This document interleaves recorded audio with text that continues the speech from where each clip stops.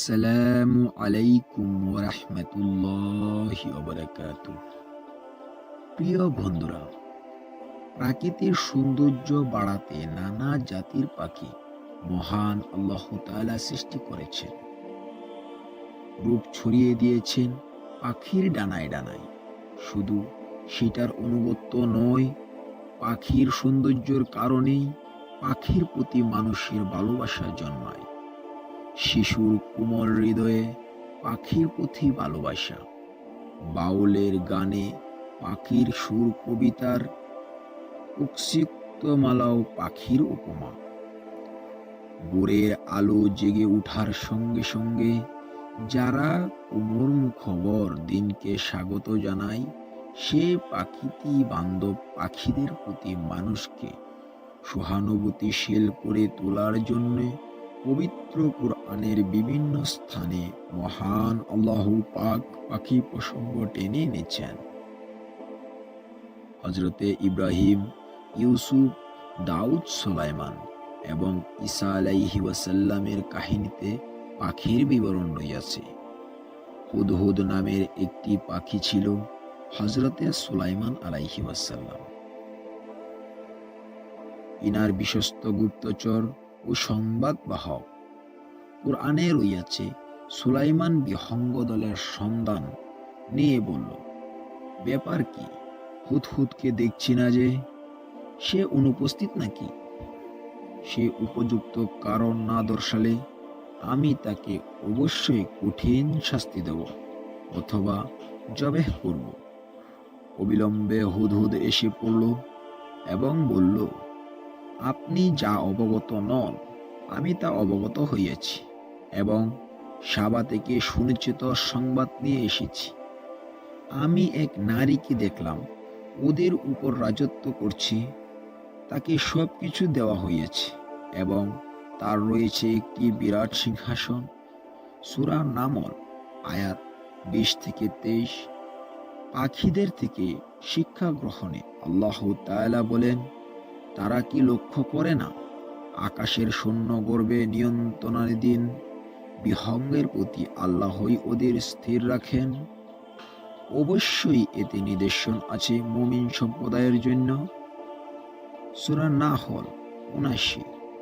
এই প্রসঙ্গে অন্য একটি সূরা বলা হইয়াছে, তারা কি লক্ষ্য করে না তাদের ঊর্ধ্বদেশে বিহঙ্গ কুলের প্রতি, যারা পথ বিস্তার ও সুসঞ্চিত করে? দয়াময় আল্লাহই ওদের স্থির রাখেন, তিনি সর্ববিষয়ে সম্যক দ্রষ্টা।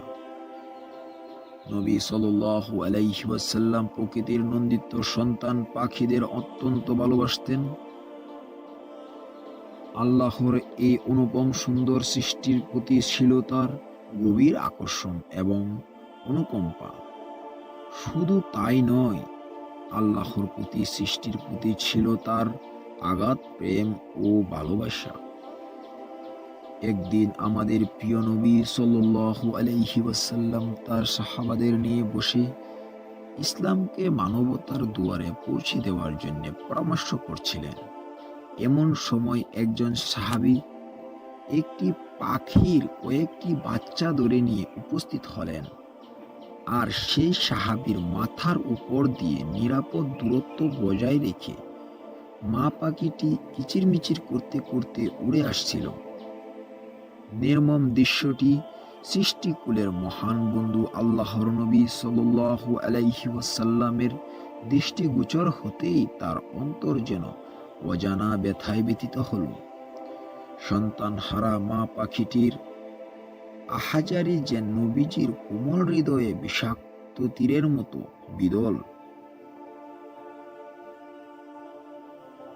নবী সাল্লাল্লাহু আলাইহি ওয়াসাল্লাম সাহাবাকে একান্তভাবে কাছে ডেকে নিলেন, আন্তরিকতার সঙ্গে জিজ্ঞাসা করে ঘটনাটা মনোযোগের সঙ্গে শুনলেন। তারপর সে সাহাবা দয়ার নবীর কষ্ট পাওয়া চেহারা দেখে বিষয়টি আঁচ করেন। নবী সাল্লাল্লাহু আলাইহি ওয়াসাল্লাম সাহাবাকে পাখিটি রেখে আসার কথা বলতেই সাহাবা দ্রুত হেঁটে সে স্থানে পাখির বাচ্চাগুলো রেখে আসেন। হযরতে আবু হুরায়রা রাদিয়াল্লাহু তাআলা আনহু বলেন, আমি নবী করিম সাল্লাল্লাহু আলাইহি ওয়াসাল্লামকে বলতে শুনেছি, হতভাগ্য খারাপ প্রকৃতির লোকেরা দিল থেকে দয়া করুণা কেড়ে নেওয়া হয়। পাখির প্রতি নবী সাল্লাল্লাহু আলাইহি ওয়াসাল্লামের এ দরদমাখা ভালোবাসা আমাদের কি শিক্ষা দেয়? ইদানিং বিশ্বব্যাপী পাখি প্রেমীদের কর্মকাণ্ড নিরীহ এই জীবটির প্রতি মানুষের অনুরাগ বৃদ্ধিতে যথেষ্ট ভূমিকা রাখছে। পাখিদের প্রতি জনসাধারণের সচেতনতা বৃদ্ধির সঙ্গে সঙ্গে এদের বংশ বৃদ্ধি এবং সংরক্ষণে সরকারের পদক্ষেপ গ্রহণ একান্ত প্রয়োজনীয়। পাখিদের জন্য অভয়ারণ্য সৃষ্টি করে এদের হত্যা ও অত্যুক্তকারীদের যথাযথ শাস্তির বিধান কার্য করা এখন সময়ের দাবি।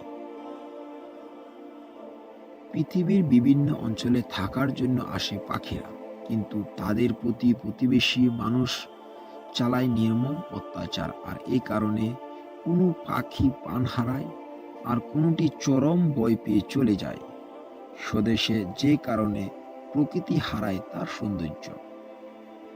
মহান আল্লাহ তাআলা আমাদের যেন বুঝার তৌফিক দান করে। আল্লাহুম্মা আমিন।